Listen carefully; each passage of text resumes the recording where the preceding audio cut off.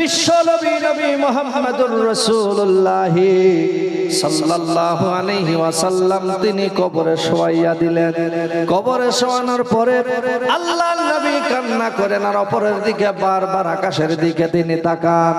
আল্লাহ পাক হযরতে জিবরাইল আলাইহিস সালাতু ওয়াস সালামকে বলেন, ও জিবরিল আমিন, ও জিবরিল আমিন, জলদি করে যাও, আমার বিশ্ব নবী তার অর্ধাঙ্গিনী বিবি হযরতে খাদিজাকে কবরে নামাইয়া দিয়ে কান্না করে।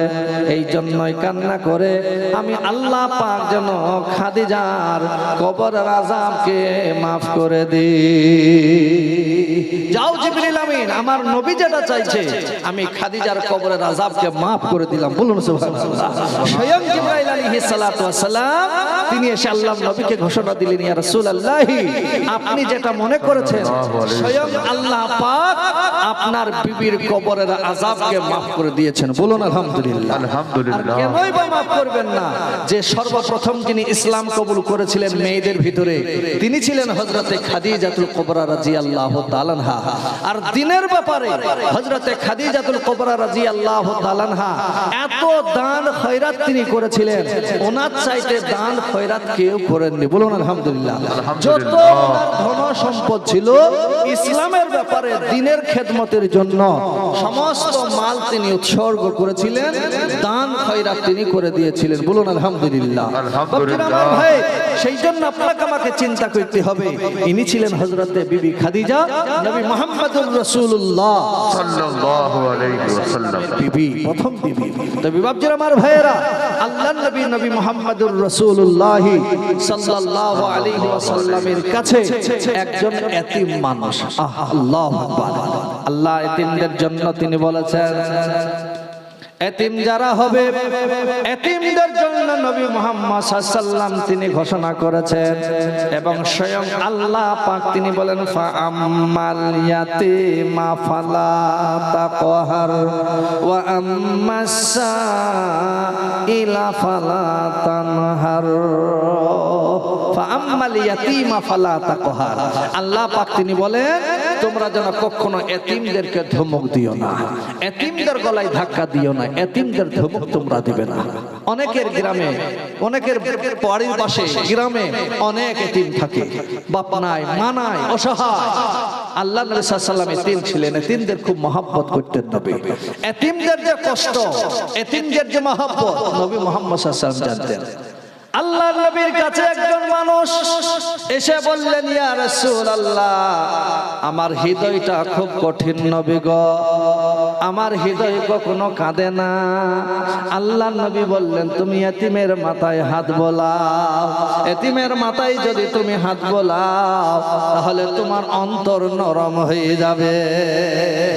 এতিমদের যদি ভালোবাসো, এতিমদের যদি মহব্বত করো, অন্তর তোমার আল্লাহ পাক নরম বানিয়ে দিবে। বলুন আলহামদুলিল্লাহ। একজন নবী মুহাম্মদ সাল্লাল্লাহু আলাইহি ওয়াসাল্লাম মসজিদে নববী বসে আছেন, আর একটা এতিম সন্তান আল্লাহর নবীর কাছে এসেছেন। হুজুরকে বললেন, হুজুর আমি একজন এতিম মানুষ। আল্লাহ নবী বললেন, এতিম, তাহলে তোমার জন্য কি করতে পারি বলো। ওই লোকটি বললেন, হুজুর আমি এতিম, আপনার কাছে আমি বেশি কিছু চাইনি, তবে কি চাও বলো। বলে, ইয়া রাসূলুল্লাহ, আমার বাল্যকালে আমার মা বাপ দুইজনেই মারা যায়, আমার বাপের কিছু সম্পত্তি আমি পেয়েছি, একটা জমি পেয়েছি, যে জমিতে একটা খেজুরের বাগান আছে। বলুন আলহামদুলিল্লাহ। খেজুরের বাগান আমি পেয়েছি, তবে নবী আমার বাগানের পাশে আরেকজন সাহাবারও বাগান আছে, ওই বাগানের ফল ঝড় বৃষ্টির কারণে আমার বাগানে পড়ে, আর আমার বাগানের কিছু খেজুর যেই তার বাগানে পড়ে, এই বাগানের খেজুর পোড়াকুড়ি করে আমাদের চরম অসুবিধা হয়। বাগানের মালিক আমাদেরকে গালাগালি করে। আমি একজন এতিম, একজন বাচ্চা মানুষ, রাসূল তাকে আমি পারিনি, তবে মনে মনে স্থির করেছি আমার সীমানা অনুযায়ী একটা পাঁচির দিয়ে দিব, একটা পাঁচির দিয়ে দিলে ওর বাগানের ফল আমার বাগানে আসবে না, আর আমার বাগানের ফল ওর দিকে যাবে না, এই একটা করতে চাই নবী। আল্লাহর নবী বললেন, এত খুব ভালো কথা, তা করো।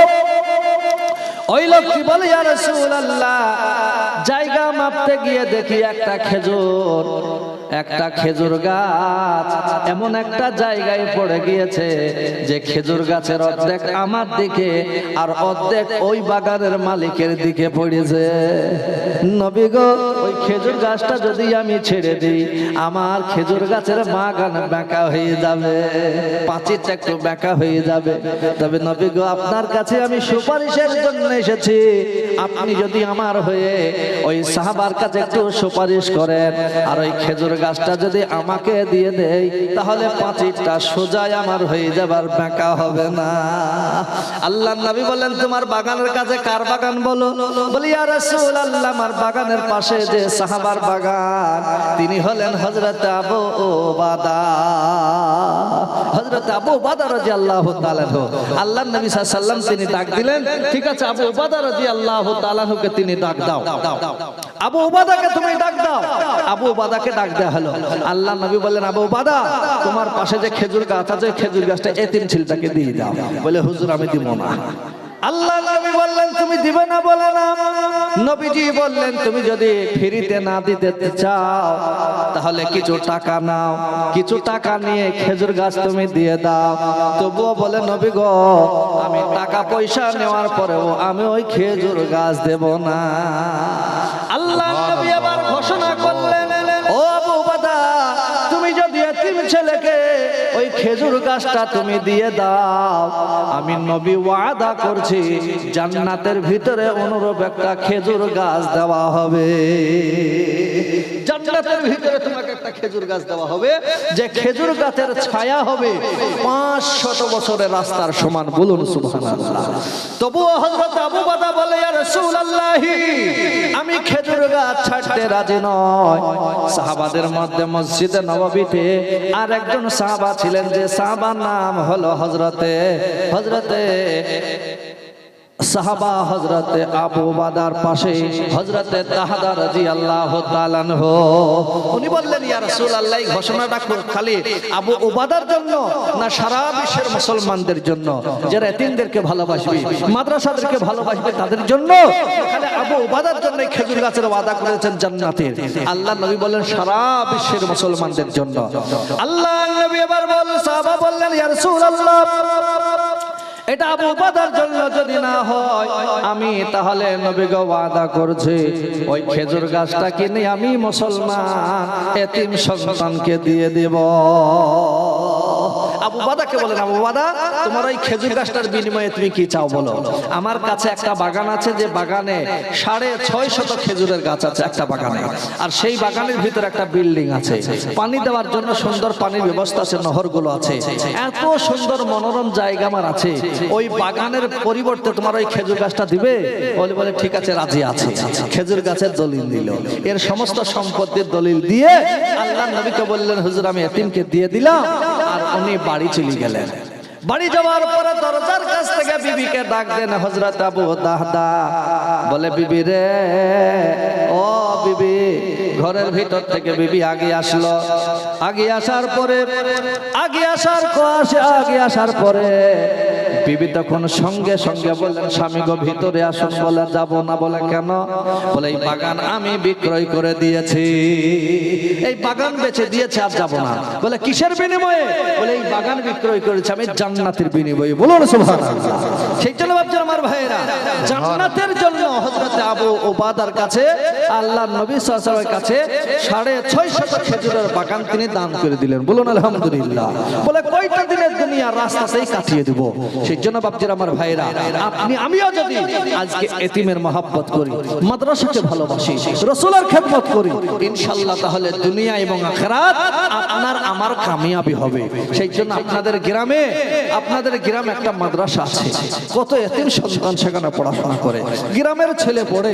আপনাদের নিজেদের মাদ্রাসা, যে মাদ্রাসায় হাফেজে কোরআন তৈরি হবে, আর সেই হাফেজে কোরআন তৈরি হলে আমাদের মুফতি সাহেব বলছিলেন যে কিয়ামতের দিনে আপনার আমার জন্য সুপারিশ করবে। আজকে যদি সেই মাদ্রাসার দিকে নজর দিই ইনশাআল্লাহ তাহলে দুনিয়া এবং আখিরাত কামিয়াবি হবে। সেই জন্য আমি বেশি নয়, আমি কয়েকজন মানুষকে আজকের দিনে দেখতে চাই যারা আল্লাহকে ভালোবাসে, রাসূলকে ভালোবাসে, নবীকে ভালোবাসে, এইরকম কয়েকজন ব্যক্তিকে যে ইনশাআল্লাহ মাত্র 5,000 টাকা একজন আল্লাহর কোন পেয়ারা বান্দা দিবেন এই মাদ্রাসার জন্য। এখন যদি না থাকে নামটা লিখে দেন, আস্তে আস্তে দিবেন, একবার না হয় দুবারে, তিনবারে, চারবারে, গোটা বছরে মিলে 5,000 টাকার দাতা দেনওয়ালা একটা লোক আমার সামনে বলুন। আমি মুর্শিদাবাদ থেকে এসেছি আপনাদের কাছে, আজকে আপনার জন্য প্রাণ ভরে দোয়া করব। মাত্র 5,000 টাকা একজন আল্লাহর কোন পেয়ারা বান্দা কিংবা বান্দি আছেন যে এই মাদ্রাসায় হাফেজ ছেলেদের জন্য, মাদ্রাসার জন্য, কোরআনের জন্য, আল্লাহকে ভালোবাসার জন্য, আল্লাহকে আমার নিজের বানানোর জন্য মাত্র 5,000 টাকার দাতা একজন আল্লাহর কোন পেয়ারা বান্দা আছেন, একটু চট করে নামটা বলবেন, একবার নারায়ে তাকবীর দেব, তার সঙ্গে সঙ্গে মুজাহিদের মতন দাঁড়িয়ে বলবেন যে ইনশাআল্লাহ 5,000 টাকা এই মাদ্রাসার জন্য ইনশাআল্লাহ দিয়ে দিব। এই মজলিসেতে আছে যত মুজাহিদ বীর, এই মজলিসেতে আছে যত মুজাহিদ বীর, একসাথে জোরে বলুন নারায়ে তাকবীর, নারায়ে তাকবীর, জোরে বলুন নারায়ে তাকবীর, আল্লাহু আকবার। বলুন 5,000 টাকার দাতা একজন কোন ব্যক্তি আছে? আলহামদুলিল্লাহ, আলহামদুলিল্লাহ। আমি একজন 500 টাকা দিয়েছেন, আল্লাহু আকবার। একজন আল্লাহর পেয়ারা চট করে এসে বলুন 5,000 টাকা। বলেন তাড়াতাড়ি বলেন, ইনশাআল্লাহ দোয়া হয়ে যাবে। মাশাআল্লাহ, আলহামদুলিল্লাহ, আলহামদুলিল্লাহ। মাদ্রাসার নাজিম সাহেব তিনি 5,000 টাকা আল্লাহু আকবার, নারায়ে তাকবীর, আল্লাহু আকবার। আল্লাহ তোমার পিয়ারা বান্দা নাজিম সাহেব ছিল, 5,000 নগদ দিল মাদ্রাসায় তোমার। আমি দোয়া করে খোদা আব্দুল গফফার সাহেব, আব্দুল গফফার সাহেব, মাশাআল্লাহ, अल्लाह उनके कारोबार में बरकत अता फरमाए। अल्लाह আব্দুল গফফারের আত্মীয় স্বজন আর এগানা বেগানা এই দুনিয়া ছাড়িয়া গিয়েছে মুজাহারা, তাই দোয়া করি আমি ওগো বারে বারে এই মিজানেতে নেকির পাল্লা করে দিও ভারী, বলুন আল্লাহুম্মা আমিন। আলহামদুলিল্লাহ, আলহামদুলিল্লাহ, আলহামদুলিল্লাহ। শাহ জামাল এখানে 500 টাকা দিয়েছেন, বলুন মারহাবা। নামে দেখো বড় দিনদার, 500 দিল দান মাদ্রাসায় তোমার। আমি দোয়া করে খোদা শাহ জামালের জন্নতে এই বিদ্যা বুদ্ধি দিও খোদা, দুনিয়া বেঁচে দিও, আল্লাহুম্মা আমিন। একজন 5,000 হয়েছেন আব্দুল গফফার সাহেব, আব্দুল গফফার সাহেবের জোড়া হওয়ার জন্য। আরেকজন আল্লাহর কোন পেয়ারা বান্দা আছেন, একটু চট করে নামটা বলুন। যে মাদ্রাসার জন্য মাত্র 5,000 টাকা আল্লাহর ওয়াস্তে ইনশাআল্লাহ দিব। এখন যদি না থাকে নামটা লিখে দেন, আপনার জন্য একটু দোয়া করব ইনশাআল্লাহ, আপনার জন্য খাস করে দোয়া করব ইনশাআল্লাহ। এখন না থাকে 1 মাস পরে দিবেন, 2 মাস পরে দিবেন, গোটা বছরে মিলে 1 বছরে মিলে আগামী জলসা আসার আগে পর্যন্ত 5,000 টাকা দিবেন ইনশাআল্লাহ। মুরসালা, আল্লাহু আকবার। মুর্শিদা, আলহামদুলিল্লাহ, দেখেন মুর্শিদা মেয়েদের কাছ থেকে 500 টাকা বলুন মারহাবা।